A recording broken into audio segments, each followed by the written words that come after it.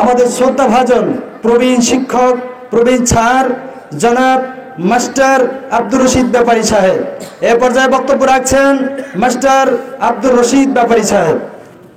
নির্বাচনী সভার সম্মানিত সভাপতি সাহেব, মঞ্চে উপস্থিত কেউ কথা বলবে না, আল্লাহর রাস্তায়, আল্লাহর রাস্তায় কেউ কথা বলবে না। তোমরা ডিস্টার্ব করো বক্তাদেরকে, মারাত্মক অনেক ডিস্টার্ব করতেছে। সাহেব, ফয়জুল করিম সাহেব, মঞ্চে উপবিষ্ট আমাদের প্রাণপ্রিয় প্রার্থী, হাত পাখার প্রার্থী জিয়াউল করিম সাহেব, মঞ্চে উপবিষ্ট আরও অতিথিবৃন্দ এবং আমাদের সামনে উপস্থিত মুরব্বিয়ান ও এলাকাবাসী, আমার সালাম গ্রহণ করুন। আসসালামু আলাইকুম। তো বক্তব্য রাখার জন্য আমি আসি নাই, তবে দুই একটা কথা না বললেও হয় না। আর আমাদেরকে দিক নির্দেশনা দেওয়ার জন্য মঞ্চে উপবিষ্ট আছেন আমাদের মুফতি সাহেব, আমাদের আরও অন্যান্য বক্তারা, তারপর আমাদের প্রার্থী সাহেব, তারা বক্তব্য দেবেন, তারা আমাদেরকে দিক নির্দেশনা দেবেন। তাদের কথা আপনারা খুব গুরুত্ব সহকারে শুনবেন। তো নির্বাচন সম্পর্কে যখন আসছি, দু একটা কথা বলতে হয়। আমি বিশ্বাসঘাট হাই স্কুলে 26 বছর শিক্ষকতা করছি। আমি আমার শিক্ষকতার আমলে লক্ষ্য করেছি পীর ফ্যামিলি কেমন ফ্যামিলি। আমাদের প্রার্থী যে জিয়াউল ভাই, তার সাথে আমার বহুবার বহু কথাবার্তা, বহু আলাপ আলোচনা হয়েছে।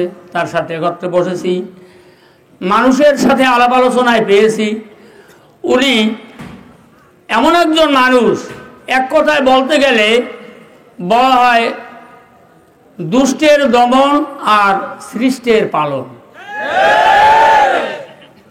ভাইয়েরা আমার,